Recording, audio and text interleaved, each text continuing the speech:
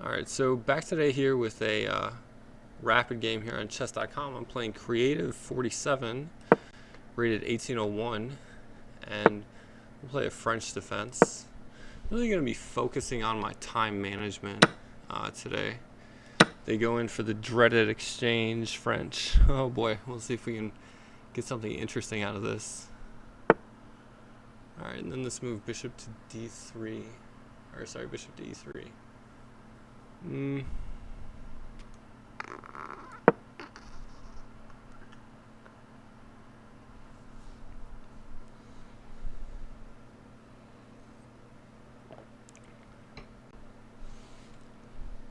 So yeah, really going to be focusing on time management. That's my big thing. I am a perfectionist where I try to look for the best move, and I'll oftentimes get myself into time trouble because I take too much time. I know a lot of people have the exact opposite problem, where they could be taking more time. But my issue is definitely taking too much time. So bishop d6 looks normal here. Yeah. Bishop e3.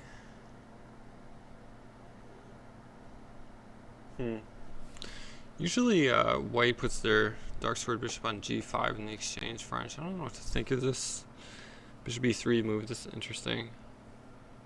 Yeah, so castling looks normal.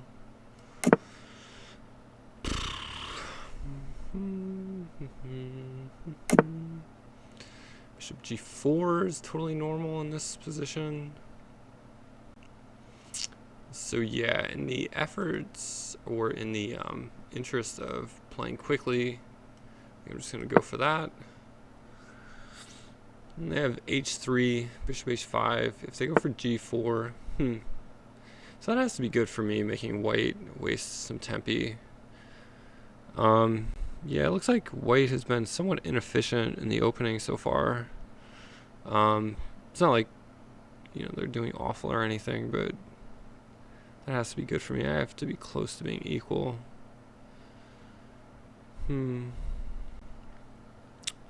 So c6, queen c7 seems like a normal plan. Knight b to d7 is also an idea. Knight b to d7, knight e4, trades on e7, and then we can just take twice on e5, or knight e5. We can take twice on e5, so that's not good for black. So really it's probably between c6 and knight b to d7. I think I like c6. Although, again, knight b to d7 stops this knight e5 move. I think I'm actually going to go for that. Don't see anything wrong with it.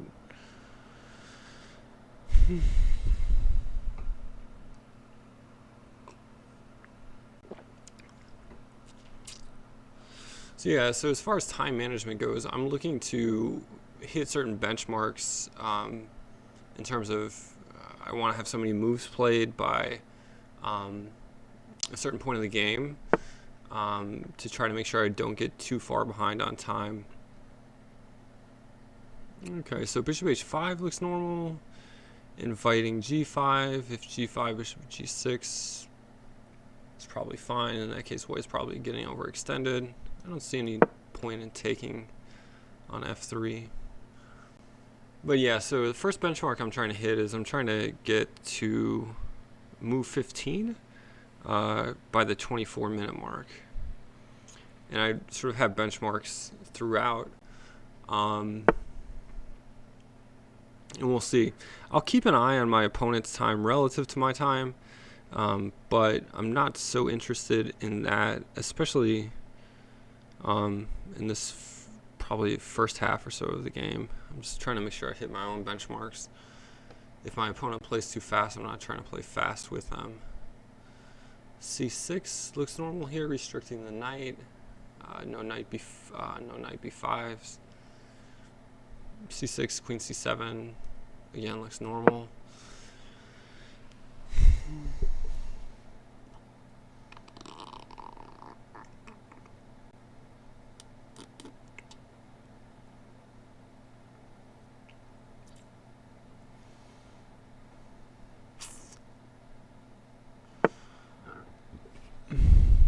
Right. So is there anything to bishop takes or knight takes g4? I don't think so, because the knight wouldn't be pinned after, say, knight takes g4, h takes g4, bishop takes g4.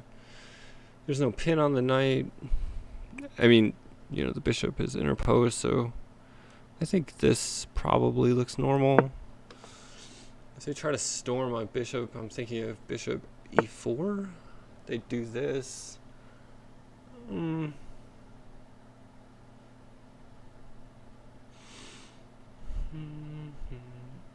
H5 comes to mind in this position, but wow, white's got a lot on H5, or yeah, on the H5 square.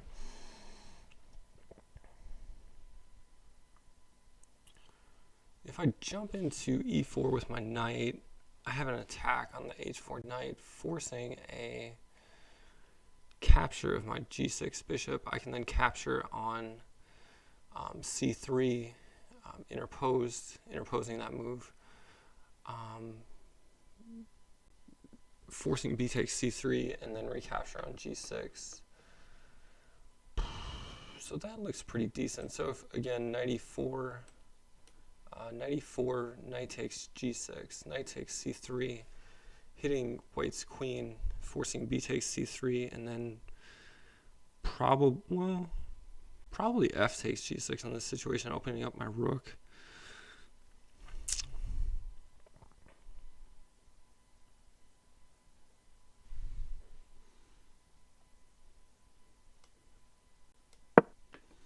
Let's go for that. And if they capture my knight, I can think about recapturing on E4. Or I can also just think about capturing their knight on H4.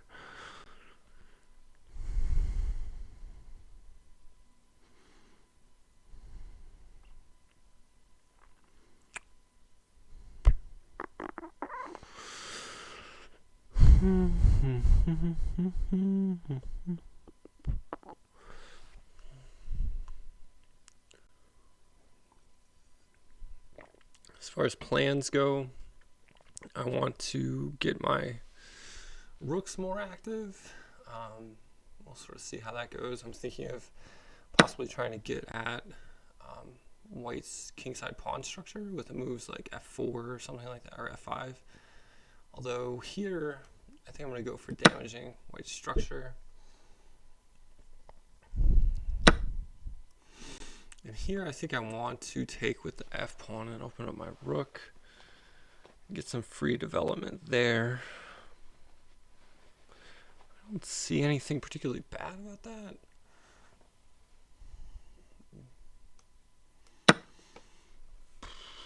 Thinking about bringing my queen to H4 now. I've got a lot of pieces trained at black's kingside, or sorry, a lot of pieces trained at white's kingside. Alright, so they attack in the center, trying to do away with their weakness. Queen H4 comes to mind, hitting H3 and threatening. If I am able to play Queen takes H3, that would be threatening mate on H2. What do we think about Queen H4? Queen H4 looks pretty good. I think we'll go for it.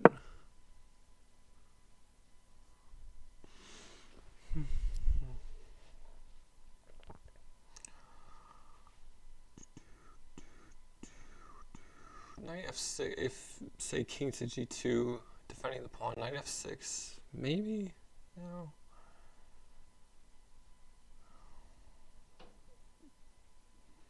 And knight F6, defending.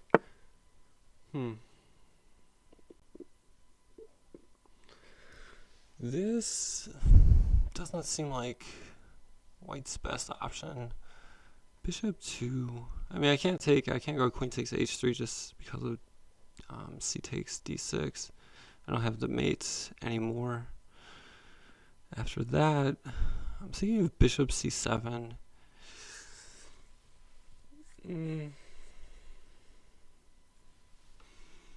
Bishop H2, king takes H2. No, that doesn't seem to do it. Incidentally, I hit my time goal, so that's good at minimum. And let's go for bishop C7.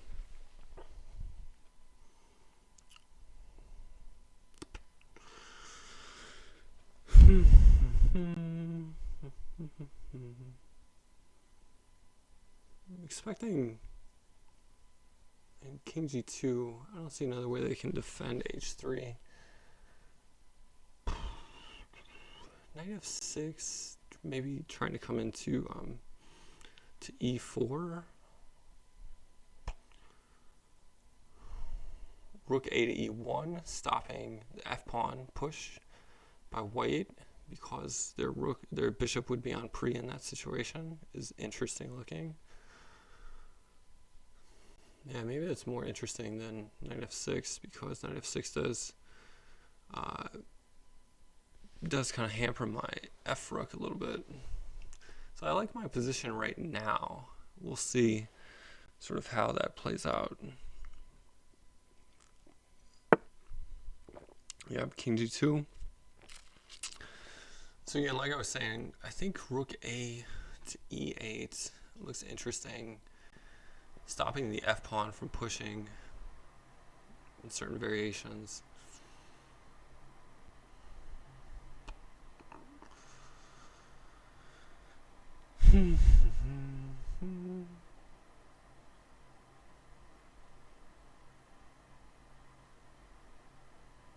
I think I like that. I don't see anything really bad that white can do in response.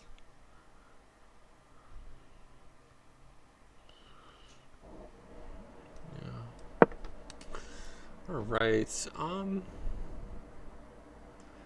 Again, how do I proceed with the attack? I think is the question now. Getting my knight more active. I mean, my knight seems to be the piece that is least active. Knight f6 to e4 is the first thing that seems to make sense. F6 to e4. Yeah, e4 would be a great square for the knight.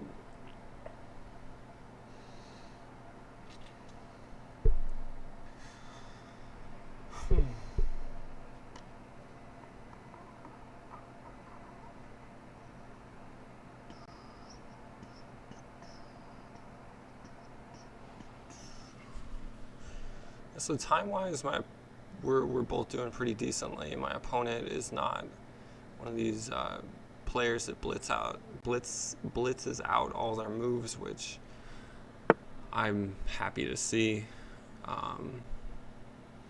Hopefully, it'll create a good game. And all right, so they're trying to play, get some counterplay in the center. Rook takes e3, f takes e3 is the first thing that I think about. And that actually looks pretty good. Rook takes f3, e takes f3. The g3 square is no longer guarded. It looks like I should just win a bishop there. Because if rook takes e3, f takes e3, queen g3, check. King h1 forced, queen h2 is mate. I don't think white can recapture. So let's go for it. Let's check this one more time. This should be a game-winning move, so let's make sure that this is correct. Rook takes e3, f takes e3 if they recapture. Queen g3 check. King h1 forced, queen h2 mate. Looks like they can't recapture, in which case they just lose a bishop. And I'm threatening queen takes h3 check. And all kinds of scary moves.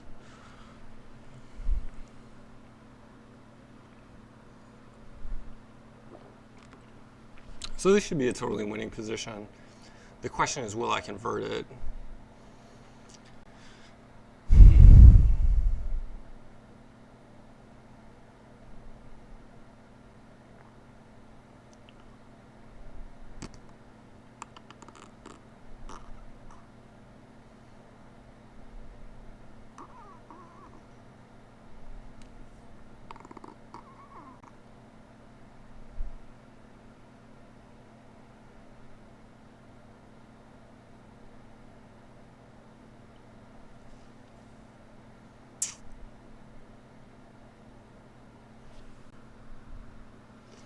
And in converting it, the point will be to make sure that all of my candidate moves that I ultimately possibly go in for, I make sure that they are sound and I don't let my guard up.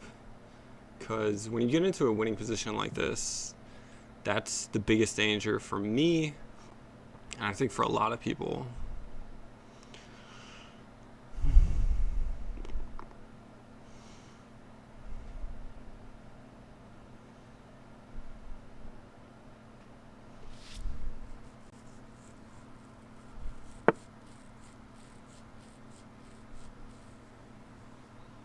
Queen takes h3, check. King h2, queen h2 mate. I think it's forced mate in 2 now. I mean, we'll see if the dude resigns, but queen takes h2.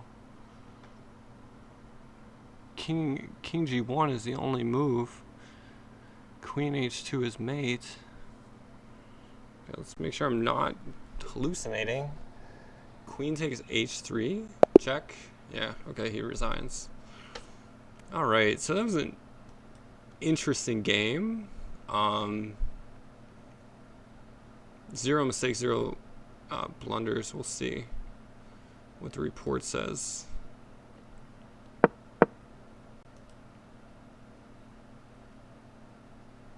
So, what's going on with their report? Game report? All right. So it's going to take a second to fill in this report. I have it where it analyzes it at a depth of 26, but probably, I think it's supposed to take like a minute for the full analysis to come up. But I do want to go through the game since it was relatively short, and the video, it shouldn't make the video too terribly long if we go through and analyze the game itself. Yeah, the Exchange French generally has this reputation of being really boring. There are some ways to spice it up, and I'm trying to incorporate those in my repertoire. I feel like you see the Exchange French a lot online. So rather than playing the main line, which is totally the best way to play, it's also terribly boring. Or can be terribly boring. It's just something to think about if you're a French player, how to do something interesting with the French. I didn't particularly do anything. I sort of fell into mainline Exchange French ideas. But yeah, let's see what we've got here. So, oh my gosh, it says I played with 99.1% accuracy. That's kind of nuts. Well, thankfully it was only an 18 move game. I didn't get a lot of chances to make errors. It looks like I do have one mistake, interestingly. So the first thing I like to do is I like to go through and check out the biggest mistakes I have. So if it says that I had a mistake or that I had a blunder, I want to check that out, because I think those are the biggest sort of learning moments in a game, because they're where the advantage shifted the most. And then after looking at that, I like to go back and sort of start with the opening, and sort of go from there and see if there was anything interesting. So if we go to this move, it's saying that this move knight e4 was a blunder, or not a blunder, a mistake. So, oh yeah, that's pretty obvious. Really simple tactic. Yeah, so white put their queen or their knight on a loose square.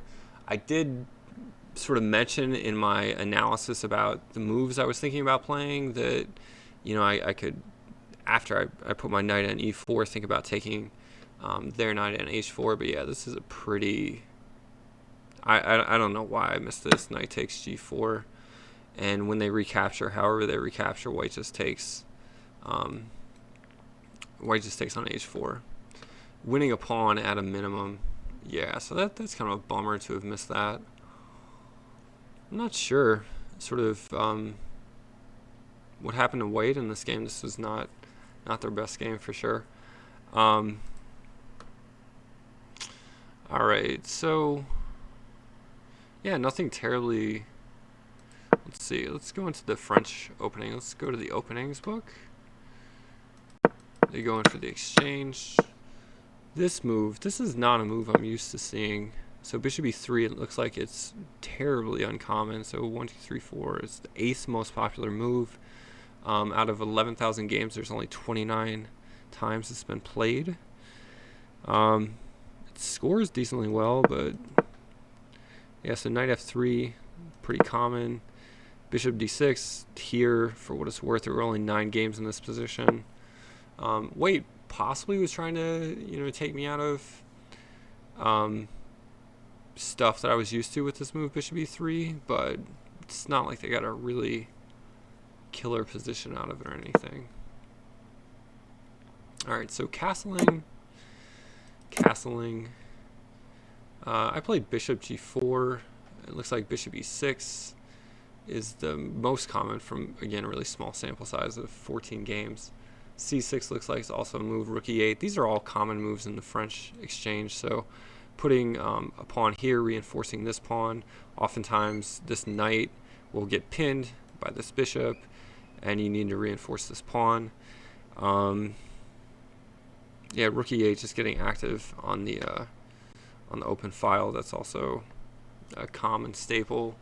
I mean, the thing about the exchange French is it's very logical, but because it's so logical, I think, especially the main line, it's very boring in terms of like all the moves are incredibly natural, and yeah. So knight b to d2 is the most common move. Again, I think I said here during the game when they didn't have to, but when they retreated their bishop, that I liked that they were wasting tempi. That had to be good for me. Okay, so at this point it looks like we have no more games. We've sort of exhausted what the database might be able to tell us. And from here, it looks like because the computer says I play with 99.1% accuracy, there shouldn't be a whole lot to say, how did we mess up? C3. I am interested. So importantly, the computer says g4 was not a good idea. And intuitively that makes sense. White is just weakening their kingside structure and placing hooks, as they're called, for black to latch onto into an attack.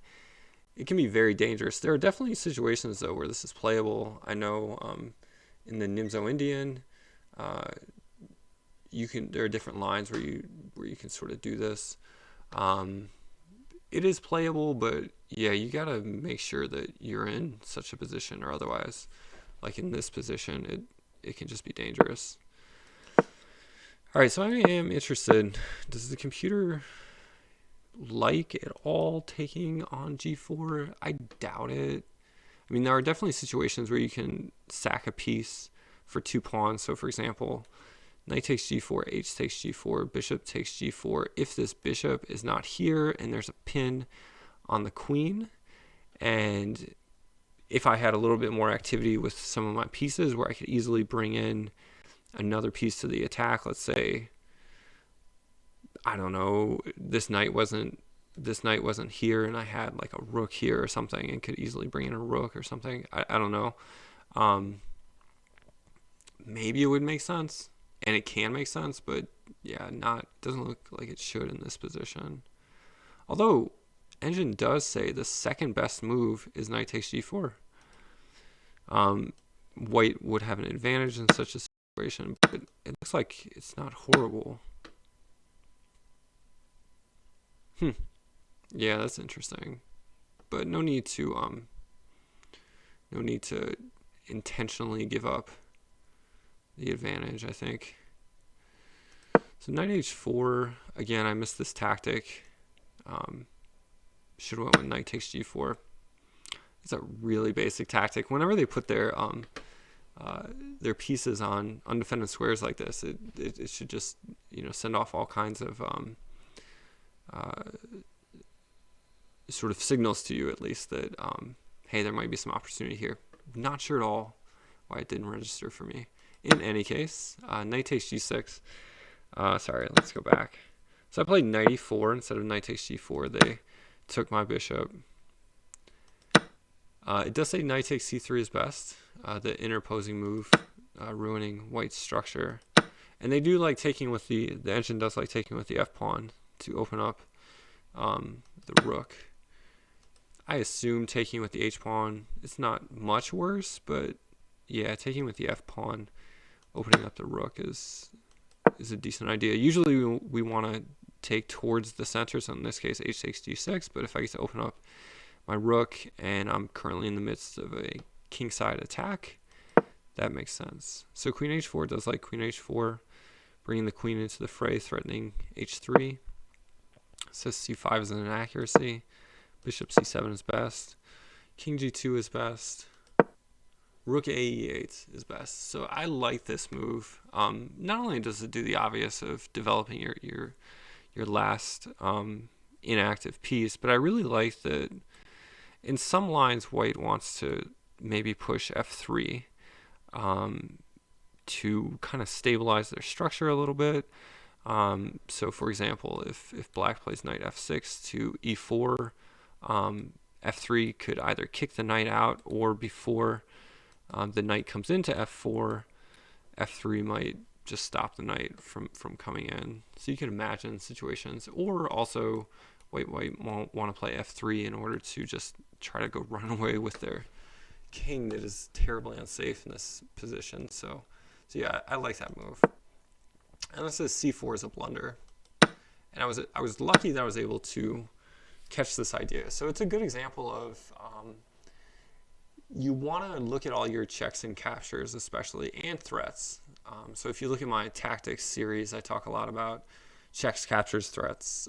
If you look at a lot of people's sort of general guidelines about what to think about with moves, it's one of the first things they say, right? Is look for checks, captures, and threats. Even if they look goofy at first, right? So rook takes e3 looks goofy at first, right? Because it looks like just on the face of it, you're losing an exchange. But the point is, as we saw in the game, well, we didn't see it in the game, they didn't play this, but the point is, if they take with the f pawn, we can just put this on the board. If I take here and white takes here, then we have this. This is forced with mate. So, sorry, let's go back to this move. So I did find this move. Again, I originally threw the idea out there thinking, hey, you know, I want to throw this idea out there, but I don't think it's going to amount to anything. But once I started analyzing it, hey, it turned out that it works. So I was lucky. I was happy to find that. And then this, white is totally losing in any case, but yeah, so the computer says bishop f3 is best. If bishop f3 is best, like, oh man, that is really bad for white. Rook f takes f3, and this is all over. So yeah, interesting game. It was a surprisingly quick game in the Exchange French. So lucky to find an important tactic. Not so lucky to miss another tactic at this point here. Had knight takes g4. But yeah, hopefully you guys got something out of that game. And yeah, stay tuned for hopefully some more interesting games like this. All right, we'll see you guys later. Thanks.